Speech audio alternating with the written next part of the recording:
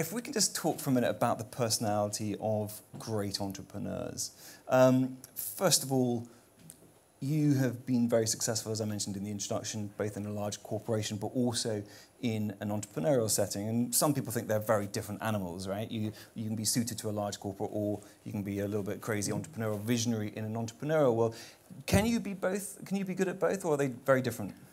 I think you can definitely be good at both. I mean, I look back on my career at JP Morgan, and it was an enormous organisation, not as enormous as it is now.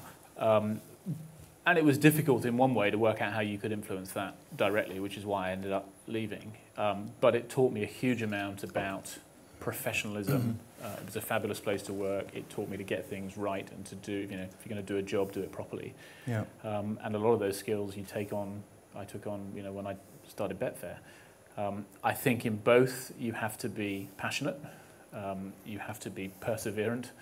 If you're not either of those in a big organisation, you get lost very quickly, and if you're not either of those in a small organisation, when you're starting it yourself, you'll fail.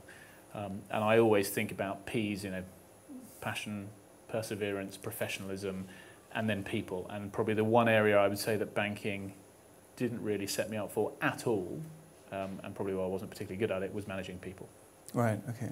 But yeah, you later on became the CEO of Betfair for 4 years, 1999 2003, so presumably you managed quite a few people then. Well, I did. I mean, but I was the founder, one of the two founders, so yes, I was the CEO to start with. And if I'm honest, the people that we had in those early days were, I didn't go looking for specific skills. I went looking for sort of common sense, like-minded sort of attitude, people who are prepared to say, come on, let's do this. And it was pretty small business. I mean, when I handed over in 2003, it was probably, 150, 200 people.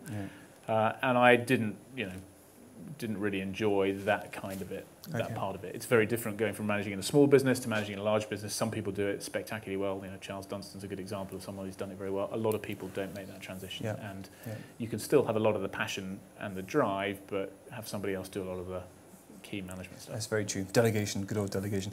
So being passionate is absolutely essential for any course that you're doing. If we look at you, people like Bisstone from Twitter, Mike Lynch from Autonomy, Zuckerberg from Facebook, do you think there's anything that they have in common in terms of their world-class entrepreneurs? Is there anything?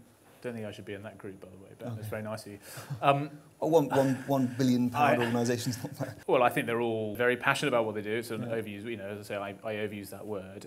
They're very confident in their vision for their business, and I think, let's be clear, every entrepreneurial business you get knocked back 100 times. I once said to someone, you get knocked down 100 times. It's a case of whether you can get up 101 times. And you have to have that confidence. You have to have a little bit, I think, of a railroad mentality. It's not just self-belief, but it's also, as I say, it's that combination of railroad mentality and perseverance. And I think if you look at all those guys, they've, struggled to begin with. Easy to look now and say it was all, always plain sailing, but it won't have been at any stage. There were lots of setbacks.